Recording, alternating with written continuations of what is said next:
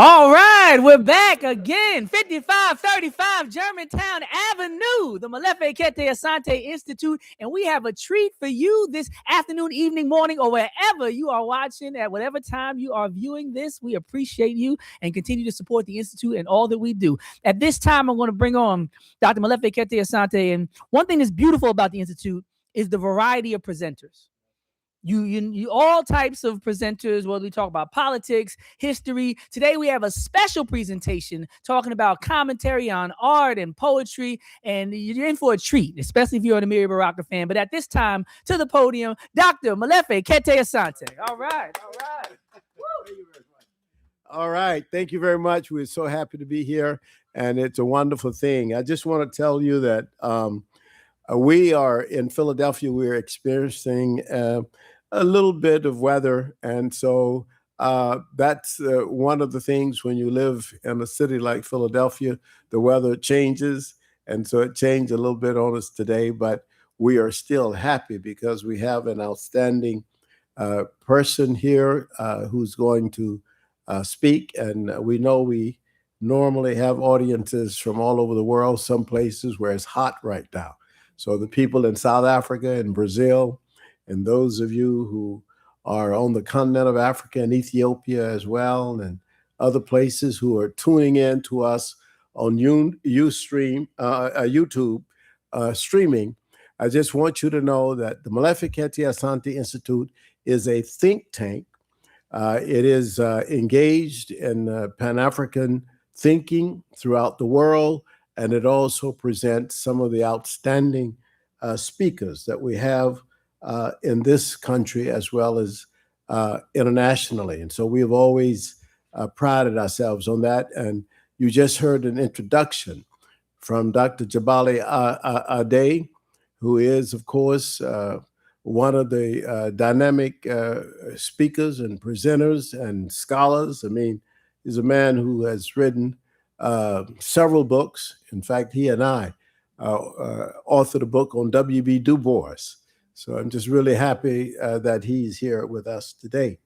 I want to thank all of the people who have worked with us, our technicians and others who've got us here, Brother Carlton Sudan. And also we give lots of praise and thanks to Sister Yesenia, who is with us here always and is making sure that I learn my Spanish.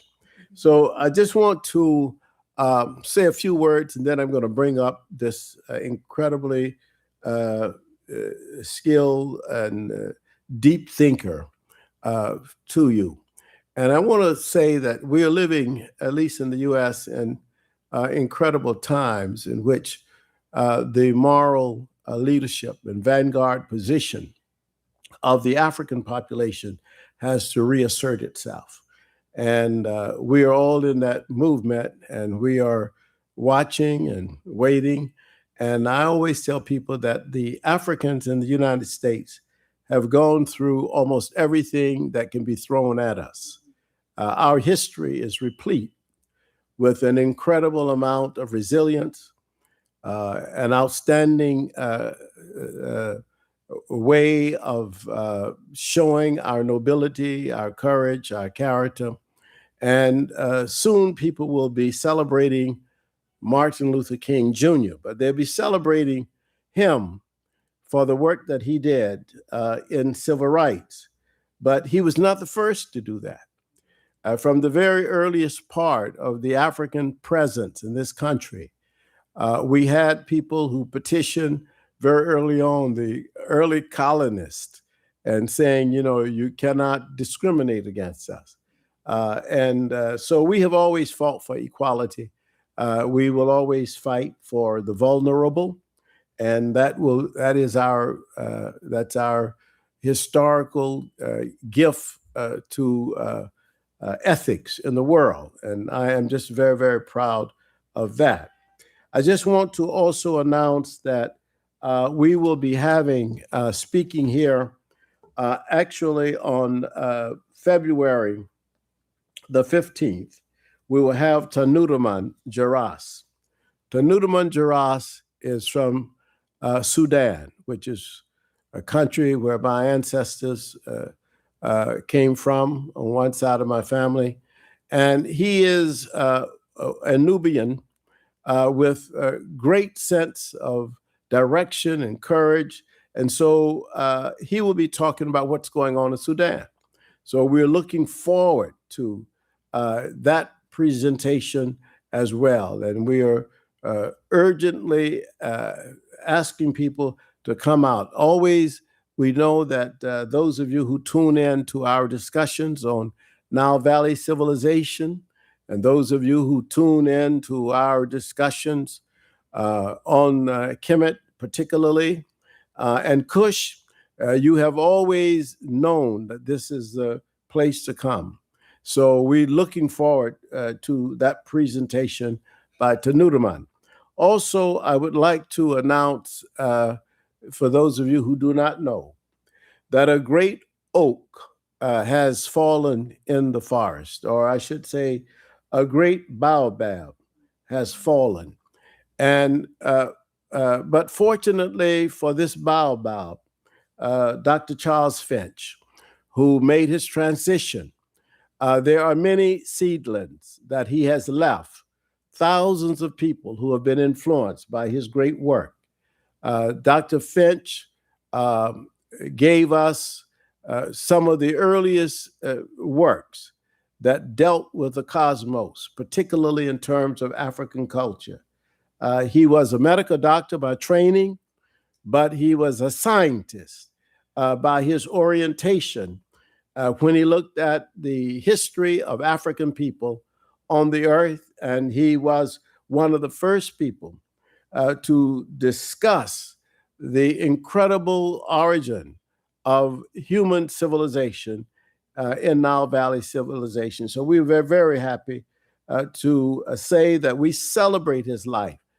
We are sad that he's gone, but we are happy that he left us with such incredible wealth of knowledge. So we count him as a blessing. Those of us who also were here last meeting with the Kemet people, Dr. Charles Finch was one of our esteemed leaders and mentors to our organization. We feel that we have lost not just a friend, we have lost a great mentor, but we know his works and we will continue to carry his name forward. So today, however, we are fortunate to have with us a young man who really, I think, deserves in many ways to be known by all of you who are listening to us. His name is Theodore A. Harris. Many of you already know him. You already know his work, and you may have seen his name. Theodore A. Harris is a Philadelphia artist and writer. I say he's Philadelphia, but he was really born in Manhattan. We accept him. I mean, you know, these people come from Manhattan. We accept him as a Philly guy, but born in New York, but lived, raised in Philadelphia. And not only was he raised here in Philadelphia and grew up here in Philadelphia, but he knows Philadelphia and he knows the city of Philadelphia quite well. He was one of the co-founders of the anti-graffiti movement in the city, and one of the co-founders also with Spencer and Cooper of the mural program. You could drive to Philadelphia and see all these murals on these walls of these buildings. This is one of the people who was engaged as one of the founders of this. I mean, he as a young person was, some people call him an activist. I call him a philosophical artist. And this philosophical artist grew up here fighting to make space for art that was remarkably unique. And so very early on, and I was mentioning to someone earlier that my wife and I purchased some of his art some years ago. And people always look at his work and wonder, wow, how can he do this? This man is brilliant. He is a poet. He is the author of several books. And today he's going to be talking a bit about Our Flesh of Flames. And this is a book that he collaborated with Amiri Baraka, perhaps the greatest African-American poet of his era. He collaborated with Amiri Baraka, and he and Baraka were friends. In fact, I have to just say this: they also brought my son into their circle, and it helped him a lot because they were artists who were gifted and who were also conscious and directed. And Theodore A. Harris, his work, particularly with collages, really has been exceptional. And I am so happy that he agreed to come to the Institute on this day of inclement weather to talk to us about his work. And at this time, I introduce to you Theodore A. Harris. Thank you. Thank you very much. Thank you. Hello, everyone. Hello. Thank you for coming out in this crazy weather. I appreciate it. Thank you, brother. I never thought I'd be standing here at the same podium as you. This is a milestone for me, and it means a lot that your support of my work. It really does. And MK Jr. wrote the foreword, the introduction to this book. I don't know if I told you how this happened. No, I don't know. Baraka, we went to the Geraldine R. Dodge Poetry Festival. Baraka was there, and that's where I met MK. I think that's where I first met. Right. And this is where Baraka read his poem, Somebody Blew Up America, That's right. which is when he became Poet Laureate of New Jersey, they tried to oust him. That's right. McGreevey asked him to go. He said no. McGreevey ended up quitting his position because of this affair he had with another man. And then Baraka said, "Why'd you quit, man? You should have, just say, I'm a homosexual and I'm the governor. So what?" That's right. But so when I met MK, I was talking about the book. And I remember as soon as I asked him, I said, "Well, check it out. Let me know what you think." And he wrote this introduction. I was like, that was pretty quick. And he really got into some really, he really steeped his writing in the work, in the images, in Baraka's history, what the images are saying. And that was the first edition. It went to a second edition, and this is the third edition. And in the third edition, I expanded the book. I got the poet theorist, Fred Moten, to write a preface for it. And then I expanded the book with these. So when Baraka and I did our first presentation from the book before it was even published, he we did a presentation at Haverford College. Mm-hmm. And you can see the presentation on YouTube. But the things, Baraka wrote captions to the collages. So he's reading the captions to the collages at the presentation, but he stops at certain points and talks about other things dealing with the politics of the work, what's going on at the moment. He even walks up to the screen at certain points and talks about the work.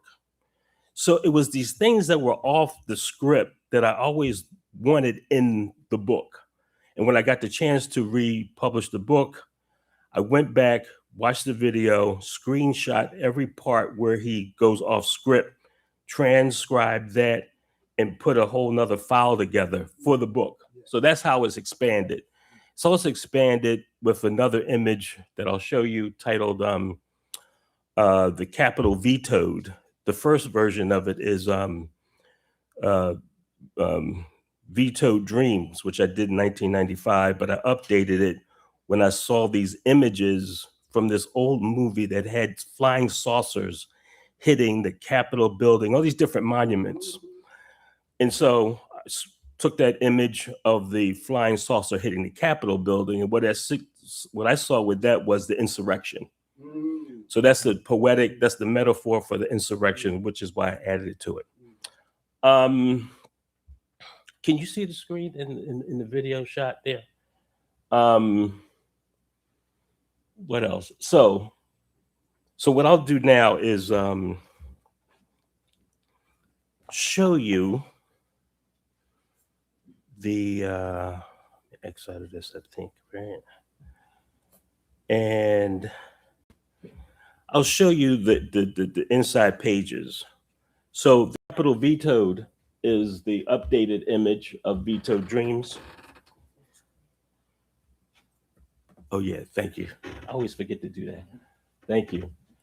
The Capitol Vetoed, and the short text I wrote about the Capitol Vetoed is the Capitol Vetoed 1995 to 2023 is an updated version of my 1995 collage Vetoed Dreams, which is now in the collection of the Pennsylvania Academy of the Fine Arts.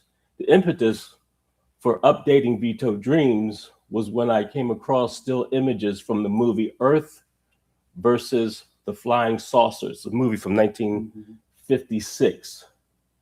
The images of the saucers attacking the Capitol building and the other monuments in Washington, D.C. are haunting and remind me of the attack on the U.S. Capitol building on January 6, 2021, by anti-democratic forces that overthrow the current democratically elected, to overthrow the democratically elected President Biden.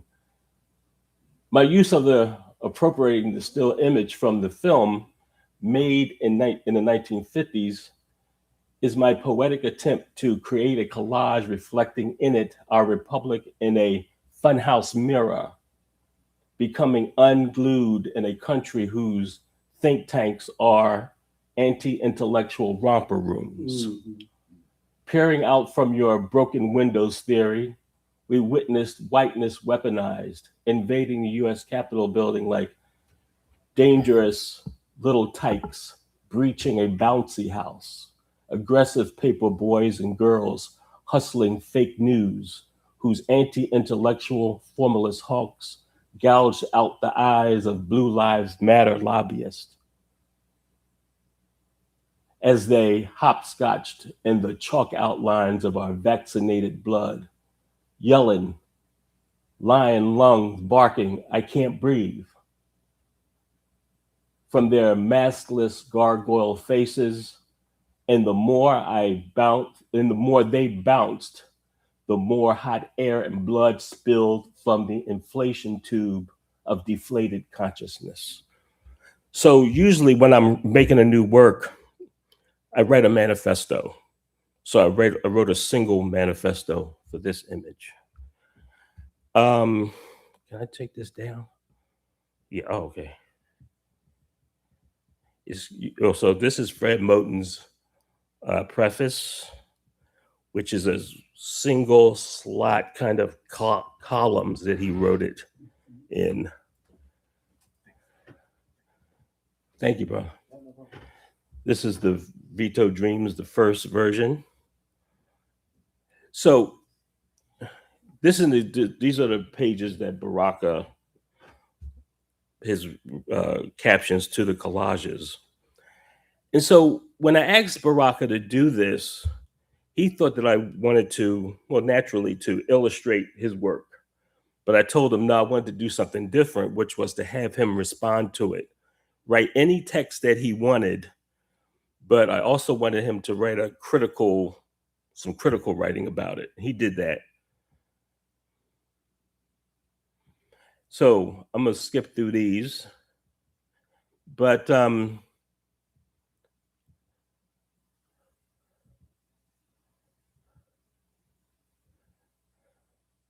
this is the section of the still images that I took from the video.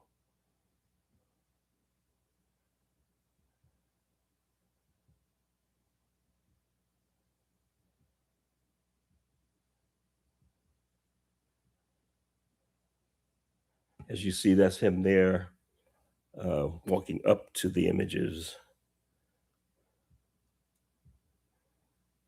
And you'll see in the video. And my written contribution is the manifesto that I'm going to read to these images, titled Hunted Everywhere, Collaging the Capitol.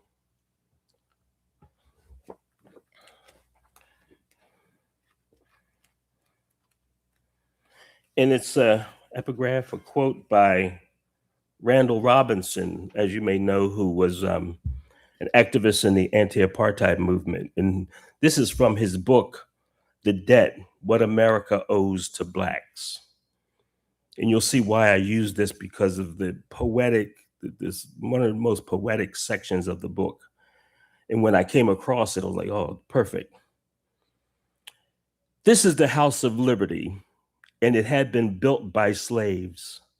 Their backs had ached under its massive stones. Their lungs had clogged with its mortar dust. Their bodies had wilted under its heavy load bearing timbers. They had been paid only in the coin of pain. They had been paid only in the coin of pain. Slavery lay across American history like a monstrous cleaving sword. But the capital of the United States steadfastly refused to divulge its complicity or even slavery's very occurrence. I'll begin by discussing my use of the symbols of our republic, United States Capitol building, and the effect poetry has had on my work. When people ask me why do I turn the image of the US Capitol building upside down in my collages as if it were a bomb, my short answer is it's upside down because they're upside down. As an example of this upside downness, I can point to the 2000 presidential election of George W. Bush by the Supreme Court and not the people. I can't think of anything more upside down than that. But before I could make these kinds of statements in my work, there were visual artists such as Charles White, Diego Rivera, Howardina Pendel, John Abner, Melvin Edwards, Picasso, Romare Bearden, Elizabeth Catlett, John Hartfield, Charles Alston, Vincent Smith, Hans Hacke, Juan Sanchez, Leon Golub, Pat Ward Williams, Jacob Lawrence, John Williams, Reginald Gammon, Ernest Chutlow, Augusta Savage, Aaron Douglas, Adrian Piper, Kevin Jones, Leroy Jones, and the writers such as Sonia Sanchez, Lamont B. Steptoe, Amiri Baraka, James Baldwin, Gwendolyn Brooks, Pablo Neruda, Ernesto Cardenal, Haki R. Mahabudi, Frank Chipasula, Dennis Brutus, and David Diop. Through their work, these anti-imperialist artists taught me how to use metaphor and content in a powerful way, enabling the viewer to go beyond the surface and look deeper. Diop, a poet writing in the time of the Negritude literary revolution, wrote in a stanza from his poem For a Black Child. The stanza is, "In the land where houses touch the sky, but the heart is not touched. In the land where hands are laid on the Bible, but the Bible is not opened."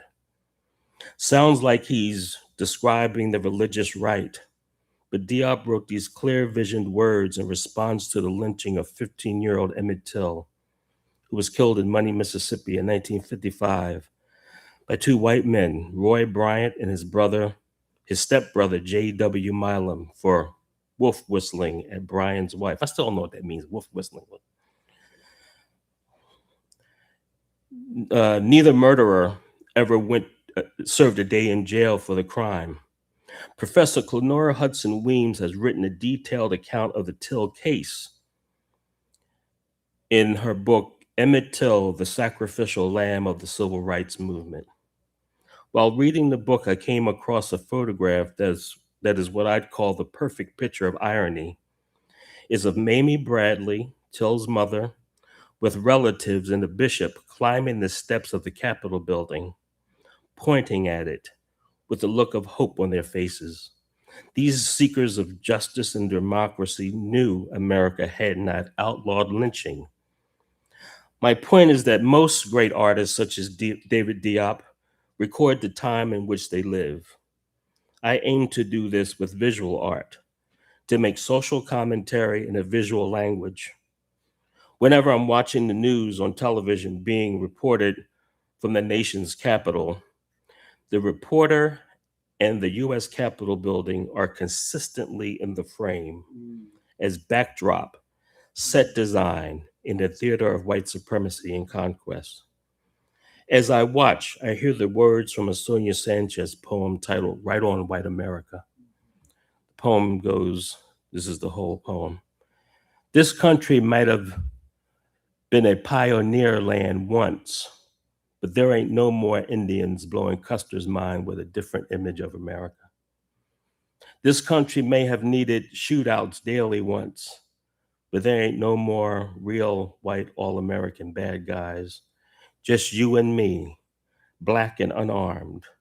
This country may have been a pioneer land once, and it still is. Check out the falling gun shells on our black tomorrows. After reading this consciousness raising poem, I felt as if I was being hunted everywhere. I had to check out my surroundings. Where was I being hunted? Why was I being hunted? For how long? What I found out early on was that our blood is the mortar and the bricks of our black and red bones built this country's capital and its capital. From then on, I knew I had to strike back with the only weapon I have, art. With my pen and scissors, I would avenge the senseless deaths of my ancestors. I would indict America in the courtroom of my own opinion. Here in these united against us states, where interrogation rooms never close, police at the Mount Calvary Correctional Facility put silencers on crucifixion nails, beat us into interstellar space with wet telephone books, give rectal examinations with toilet plungers in their precinct bathrooms. When I look at the history of this country and our involvement in it, as African Americans, I see us always struggling to get from under the slave ships, the rapes, the whips, the chains, the prisons, the nightsticks, the Patriot Act police, Campus Watch, which aid in the quote, unquote, the quote, Nazification of America,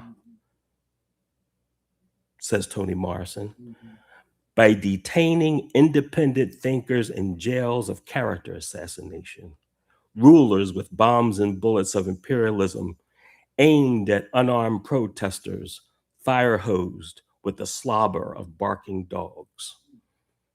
It is because of this I became a confrontational collagist, engaged in visual warfare, decolonizing the mind through collage. For my question is, who is going to fight in the visual arts and literature against the gargoyle Giulianis of the world, who have made it clear that our vetoed dreams don't count? As Amiri Baraka said, quote, every day, what becomes clearer and clearer is the desperation of this system.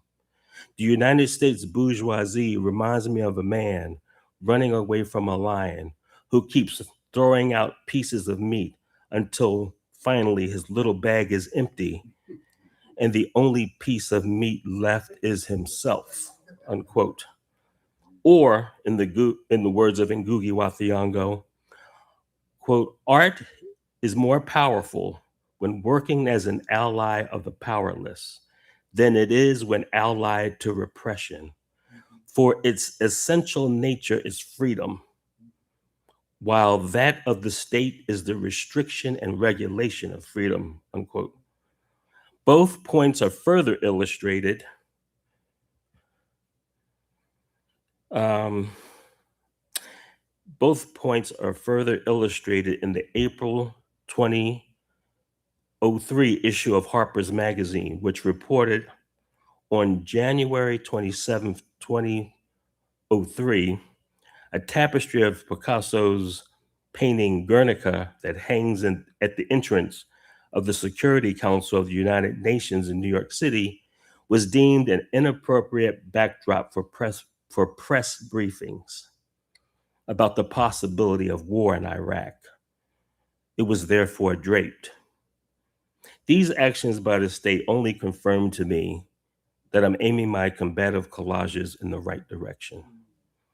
When folks view my work, I want them to come away with the strength to keep on holding on to these fraying ropes of struggle. I hope that what I'm creating is purposeful for people to use in this racial and class struggle as a weapon in this fight Lamont Steptoe has coined a low-intensity war in which we battle every day for our lives and the lives of our children, living under a government of dangerous Philistines. In my most recent work, the image of the Capitol building is inverted, making it into a blown apart, when it was blown apart on September 11th, 2001, turning it into a collage wounded guillotine, a reflection of the US imploding on itself. For my aims as an anti-imperialist artist is to reflect the reality of our lives, the exiled from exile. Thank you. I wrote that in 2006, 2006. So I'm just going through the rest of the images real quick. Yeah.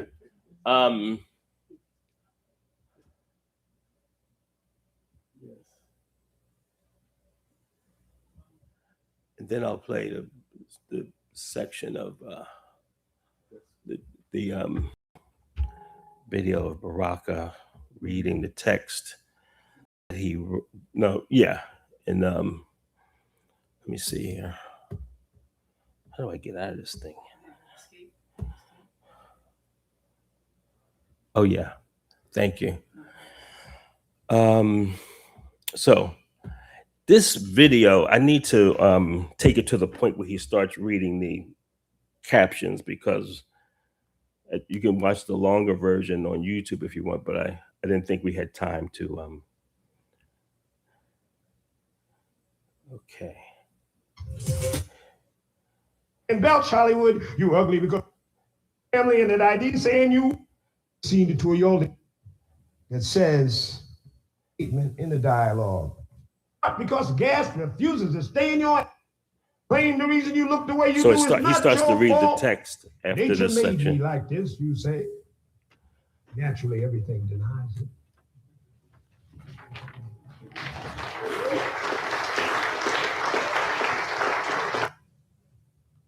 These are not strictly what you'd call poems. These first are captions. A caption, like it say, is the head or the hat, the overlast statement in the dialogue that is the daily record.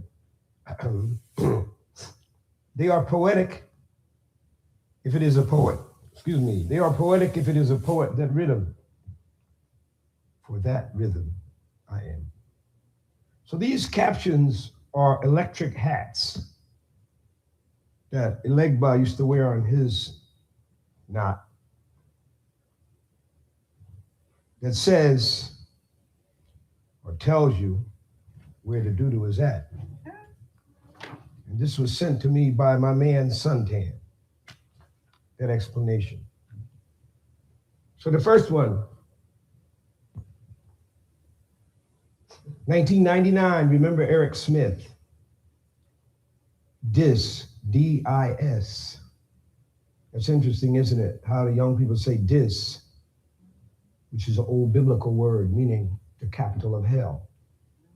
The worst dis, of course, is to make you disappear. So dis is the capital of hell. H. Box Brown was how I found out this mammy jamma was upside down. Like H. Rap, later, Box had to split from the subjugator and they slavery shit. God called box and Allah called rap. Told both of them to get their hat. Y'all can't be around this slave master rat. Hate good, love evil, think they God when they the devil. That's why everything turned around.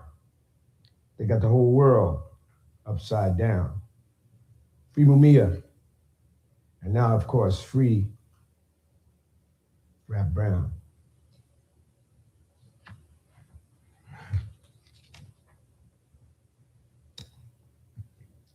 Proud of our blood, it say here, but this one I say a collaged eulogy for James Byrd. You know who that was? The one that Bush tied to the back of a truck and dragged through the street till his body fell apart. You know, this is the period of a counterfeit president for this fake democracy. And coming out here in America, because this show is America. I mean, my man was coming to America saying, if we get out of here, they won't even ask for no credentials. They'll see us and know we ain't Americans. This is why it's so hard for y'all to understand that people all over the world hate America. Because you live in little comfortable toilet bowls like this. 1998, a collage eulogy for James Byrd Jr. Inside out, flag is their north, death is its sport. You wear, ain't you? If he don't inhale, he don't come. You should own blood. If you are God of one of his children, if you can ask him inside the crack house of the church. Proud of your murders by the dungeon of devils, hid behind the flag. Can you hear the slurping? He don't inhale, he don't come. Can you hear the slurping like birds chirping after the harmonica blows? And bombs are dropped on foreign niggers, dark niggers, death mailing hate. 666.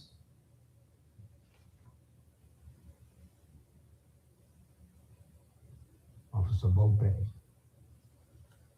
You see, they just let the sucker out. They just let one of these people back out. They just overturned the decision and just fascist moving, as Toni Morrison says, the Nazification of America. The hacking of Officer Volpe. One night, Louis met the devil. And his nightclub night, one night, Diallo, Guinea boy, met the devil, and the devil killed him and more nig.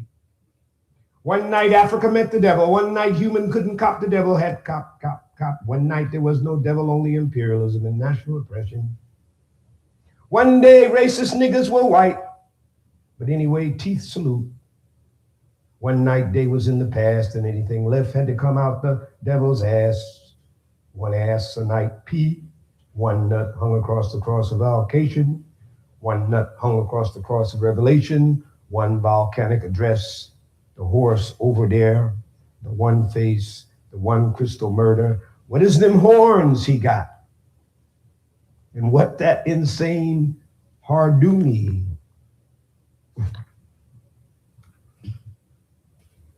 1999 collage eulogy for Amadou Diallo. My memory is you memory. Endless flag, pretty blue, done split, done gone away. From underwater rose we in itself, had beat a flag of death. Everything, sick poison, gas is dawn, gotta click teeth, our space death you cover, candy time, holiday, Cupid coffin, puck you, no longer let it kill, I back them, fire, shoot, stab them with they filth, can't swing, don't sway, that's why they try to kill us this way. Bang, bang, bang, bang, bang, bang, bang, bang, bang, bang, bang, bang, bang, bang. Is he dead yet? Bang, bang, bang, bang, bang, bang, bang, bang. Is he dead yet? Bang, bang, bang. Is he dead yet?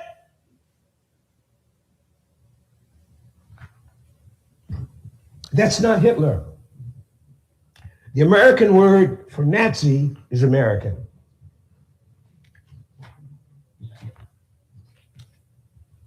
Aggressive dog shit. This is aggressive dog shit right here. And anytime you see a Confederate flag, you should take it down. I don't want you to get in any trouble. So first request of the person that they take it down, because Jews will not let a Nazi flag fly. Amen. Can I get a witness on that? Or is she going to bullshit me? All right. So we know Jews will not let a Nazi flag fly. So what should we let that fly? What should we stand for that? So if you come to the boy and he won't take it down, you know, like Marx said, some things is done in the day, some things is done in the night. I was in Florida. He had a bikini bathing suit. I mean, a Confederate flag cut as a bikini bathing suit in the window. So I asked the gentleman, I said, gentlemen, is you going to take that out the window? What? He said, no, I don't have to take it out the window. So I said, tomorrow there's going to be a conference here with 5,000 black students, black college students. I'm going to bring them right here to the store to check your shit out and see what must you do then. So being a rational man, he complied. Aggressive dog shit, teeth got flags. Aggressive dog shit, aggressive dog shit. Teeth got flags. Imagine love in an idiot's brain or in its blood if they think they're the same. What about a president who allows the Confederate flag, which is the enemy of the American nation? You see, I ain't with burning the American flag because for me, as my wife said, that was the Union flag. You know, when Abraham Lincoln said, okay, let the Negroes be free, that's the one I saw. If you want to burn a flag, burn the Confederate flag. If you got that burning flag in you, got to burn a flag. But I tell you this, Lincoln said this, and I know that Fred Douglass harassed him into saying it. If you all are interested in American history, which I know you will not get in these colleges, because these colleges teach you what? German philosophy, English literature, and French drama. If I ask you about anything about Canadian literature, Afro-American literature, Jewish American literature, Italian American literature, or Puerto Rican literature, or Haitian literature, you know what I mean? Or Ecuadorian literature, or Brazilian literature, Argentine literature, you will know nothing about it. You will know nothing about the history of the Western Hemisphere. Check yourself out. When you get out of here, you'll have a degree in neo-colonial understanding of the world. That's right. So that you can be, all I have to do is make believe I have an English accent and you think I'm intelligent. Or that I got money, or I'm a rock star. 1998, led away to decay, eating the devil's cloth under guard. Inside the horror stall story, the gory bushman's torture chamber, ruled mover, ugly with disease, the stump ghoul of everywhere, every what is, lock us in their frame of sin, for the devil is gone and stinks with not. Openly every when let human come in, the one ugly dumb tooth slow to evaporate, steel teeth murder lust, pow of the doo-doo, unclean ray, dislike, freak charm, cha, wasted ring, its shine of the spook dead, help slavery, Africa whore. Hey, this time enema works for the redness of where devil evil went. A woman, a man, an animal, clan, totem, pointed, subtract, corpses talking, corpses calling, crawling white steps, eyeball our street. The flag is crazy for what it be. The flag is crazy for what it be. Simple color being the flag, not crazy. It's the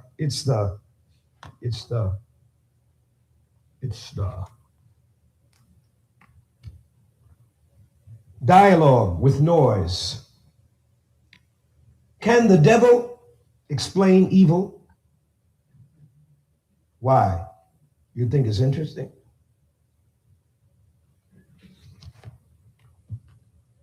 Christ was never in Europe.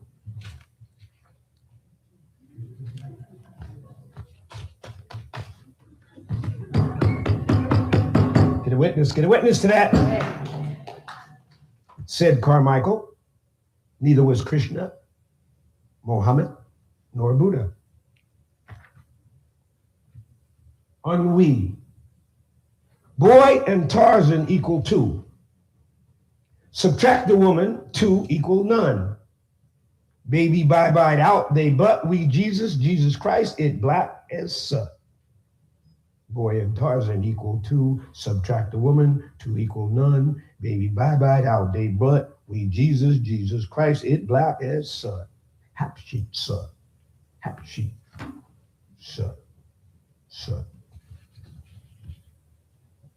What street is this? What this is that? Oh, greed is not just a cry, it leaved him to fly. What street is this? What this is that? Oh, greed is not just a cry, it leaved him to fly. The beast named 666 ruled the world with a billion carrots and a billion sticks. But if you see and ask the question, Alegba put you on the good foot.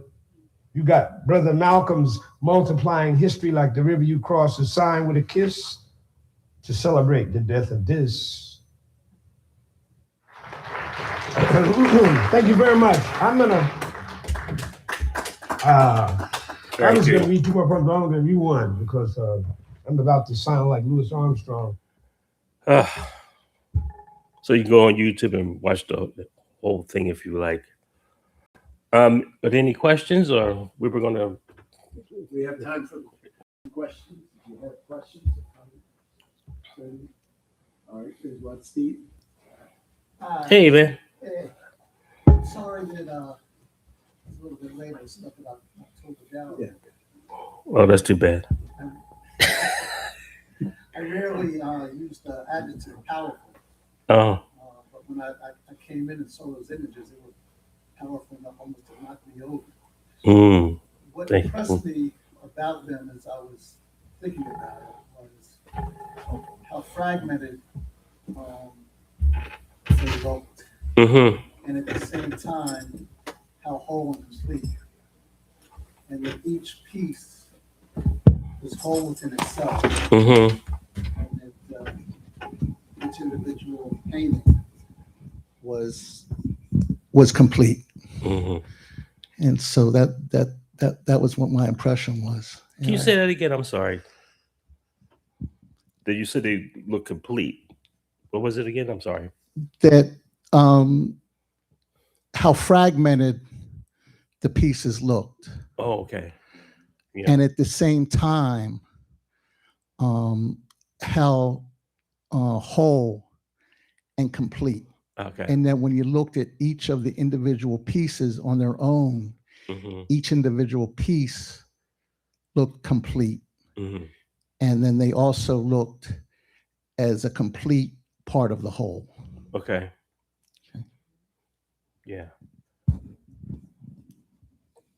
Yeah, being that they are collages, sources from different newspapers, magazines. I may find things on the street or on a wall, tear them down, put them together. And they have the, they condense time because each image is from a certain place in time. So you can talk about the past and present at the same time. And what that collage does is while you're looking at it, you're seeing all these pieces of time. And then your brain tries to put these things back together, what's familiar and unfamiliar. And then the allegory, the metaphor, hopefully the content, the form and content come together to, and it's also about what you bring to it. You know, what your experience is, you know, your age and history, what you know about history and all that. You bring all that to any artwork, music, literature, and you decipher it and come up with your own, what you think it might be saying. Yeah. Other question? Can you talk a little bit more about the relationship between the collage and the manifesto and the poetry that comes along it? Yeah. So when we were asked to do the presentation at Hereford College, it came to me that I didn't have anything to read. And Baraka was going to read his captions, and I was like, well, I need to write something. So I wrote that manifesto that I read to you. And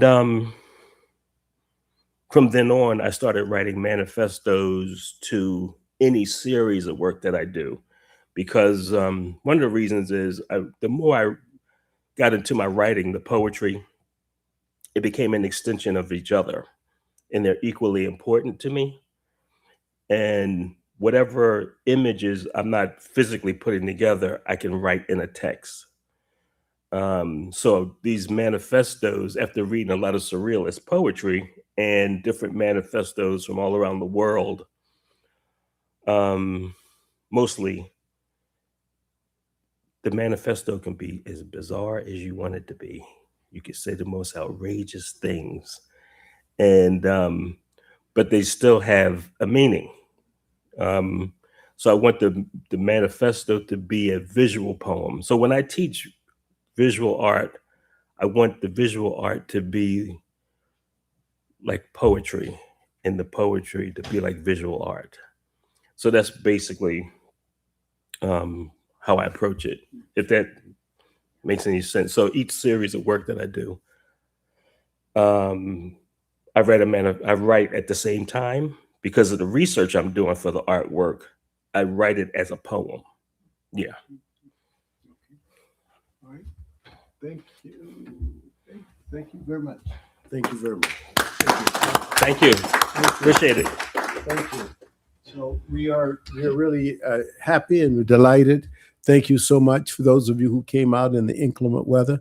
We really are proud of you and appreciate you very much. We appreciate this incredible, it's almost a retrospective for that was given to us by Theodore Harris and his relationship with, as I said, Amiri Baraka, whom I have always considered one of the great poets of his era, and perhaps the greatest African American poet in terms of his influence